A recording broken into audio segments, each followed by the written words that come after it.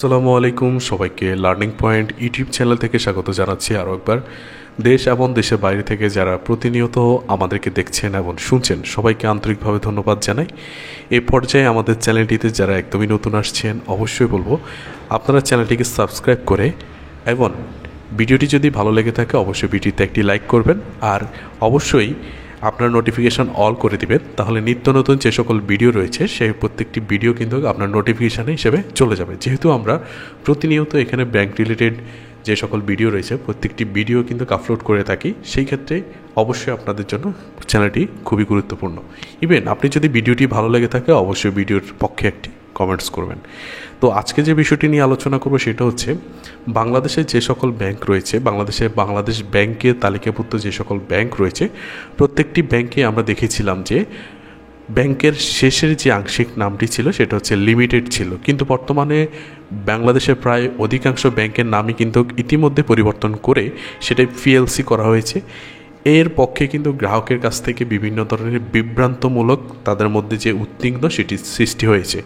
এগুলো কেন করা হয়েছে বা বাংলাদেশ ব্যাংকের যে তালিকাভুক্ত ব্যাংক রয়েছে সেগুলোর নাম পরিবর্তন করেছে, আজকে আমরা সেই বিষয়টি সম্পর্কে জেনে নিতে চাই।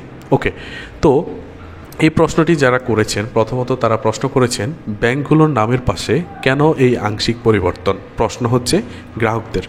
উত্তর যেটি সেটা বাংলাদেশ ব্যাংক বলছে যে একটি প্রচলিত ভুলের সংশোধন করে নিচ্ছে বাংলাদেশ ব্যাংক। মূলত বিশ্বের বিভিন্ন দেশে পাবলিক লিমিটেড কোম্পানিকে পিএলসি এবং প্রাইভেট লিমিটেড কোম্পানিকে কিন্তু এলটিডি দিয়ে চিহ্নিত করা হয়, যেহেতু বিশ্বের প্রত্যেকটি ব্যাংক আর্থিক প্রতিষ্ঠান সেখানে যাদের পাবলিক লিমিটেড কোম্পানি রয়েছে তাদেরকে পিএলসি এবং প্রাইভেট লিমিটেড কোম্পানিকে এলটিডি দিয়ে চিহ্নিত করা হয়েছে। আর এটি দুইটির মধ্যে যে পার্থক্য, যেহেতু বাংলাদেশের প্রত্যেকটি ব্যাংকের পাশে এলটিডি ছিল তা বর্তমানে পিএলসিতে রূপান্তরিত যেটি হওয়ার কারণ, এদের মধ্যে পার্থক্য হচ্ছে এলটিডি এই কোম্পানি শেয়ার সহজে হস্তান্তরযোগ্য নয় এবং ব্যক্তিগতভাবে ক্রয় বিক্রয় হয়। এটি কিন্তু ব্যক্তিগতভাবে ক্রয় বিক্রয় হয় যা সাধারণ মানুষ ধারণ করতে পারে না প্রাইভেট লিমিটেডের ক্ষেত্রে। আর পাবলিক লিমিটেডের ক্ষেত্রে কোম্পানির শেয়ার সহজে হস্তান্তর করা যায় এবং এই শেয়ার মানুষ ক্রয় এবং বিক্রয় করতে পারে। এখন এই পরিপ্রেক্ষিতে বাংলাদেশ ব্যাংক তারা কি করছে, তারা যেহেতু বাংলাদেশ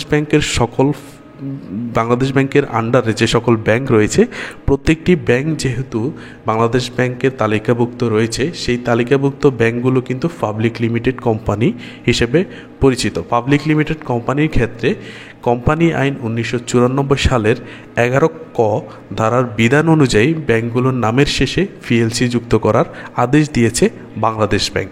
তাহলে পুরো বিষয়টি হচ্ছে এটি যে ব্যাংকগুলো যেহেতু পাবলিক লিমিটেড কোম্পানি সেই ক্ষেত্রে পাবলিক লিমিটেড কোম্পানিকে আমরা চিহ্নিত করতে পারি পিএলসি দিয়ে, কিন্তু সেখানে এলটিডি ছিল যেহেতু সেটা হচ্ছে প্রাইভেট লিমিটেড কোম্পানি।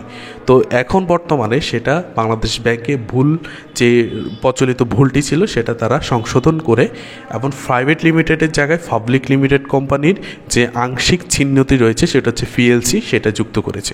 এটা নিয়ে গ্রাহকদের মধ্যে যে ধরনের উদ্বিগ্ন তৈরি হয়েছে, তারা বিভিন্ন প্রশ্ন করছেন যে এই ধরনের কেন সৃষ্টি হয়েছে বা এই নামের পরিবর্তনের কারণে গ্রাহকদের কোনো সমস্যা হবে কিনা বা ব্যাংকের কোনো সমস্যা আছে কিনা, এই বিষয়গুলো কিন্তু গ্রাহক জানতে চেয়েছে। তাই যারা ইতিমধ্যে জানেন না তাদেরকে আজকের বিষয়টি ক্লিয়ার করে বোঝাচ্ছি যে কেন ব্যাংকগুলোর নামের শেষে পিএলসি যুক্ত করা হয়েছে। আশা করি ভিডিওটি দেখে পুরো বিষয়টি বুঝতে পেরেছেন। সবাইকে অসংখ্য ধন্যবাদ জানিয়ে বিদায় নিচ্ছি। দেখা হচ্ছে পরবর্তী কোনো ভিডিওতে। সে পর্যন্ত অনেক ভালো থাকবেন, সুস্থ থাকবেন। আসসালামু আলাইকুম ওয়া রাহমাতুল্লাহ।